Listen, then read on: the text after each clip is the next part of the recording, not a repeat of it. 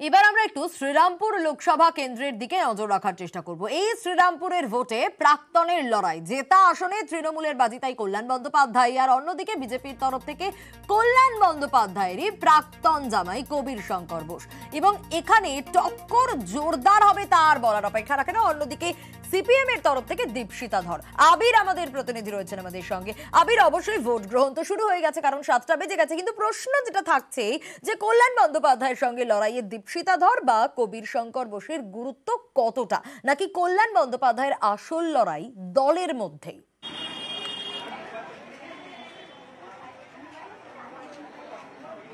দেখো, তিনবারের তিনি সাংসদ এখান থেকে 2009, 2014, 2019-এর, ফলে হেভিওয়েট ক্যান্ডিডেট রাজনৈতিকভাবে তিনি অবশ্যই থাকেন।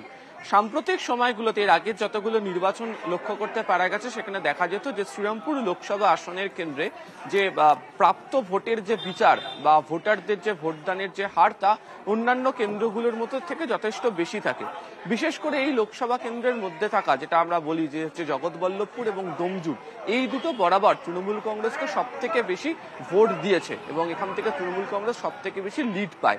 এবারের ক্ষেত্রে যেটা দেখতে পাওয়া যাচ্ছে সেটা হচ্ছে যেগুলোকে এই লোকসভা কেন্দ্রের মধ্যে আরবান সিট যেগুলোকে বলা হচ্ছে, অর্থাৎ এর মধ্যে একদিকে যেমন রয়েছে শ্রীরামপুর, একদিকে যেমন রয়েছে চাপদানির কিছুটা অংশ, উত্তরপাড়া বিধানসভার কেন্দ্রের মধ্যে যে অংশ, এই সমস্ত জায়গাগুলোতে হচ্ছে জোর টক্কর চলছে হচ্ছে তিন প্রার্থীর মধ্যে, অর্থাৎ কল্যাণ বন্দ্যোপাধ্যায়, দীপশিতা এবং হচ্ছে কবির শঙ্কর, এই তিনজনের মধ্যে। বর্তমান অবস্থাতে দাঁড়িয়ে যে এখানে যে নির্বাচন চলছে সেতে অবশ্যই বাম প্রার্থী তিনি যতটা ভোট টানবেন তাতে অনেকেই মনে করছে যে রাজনৈতিক দিক থেকে শাসক দলের দিক থেকে সুবিধা অনেকটা তৃণমূল কংগ্রেসের পক্ষের দিকে যাবে।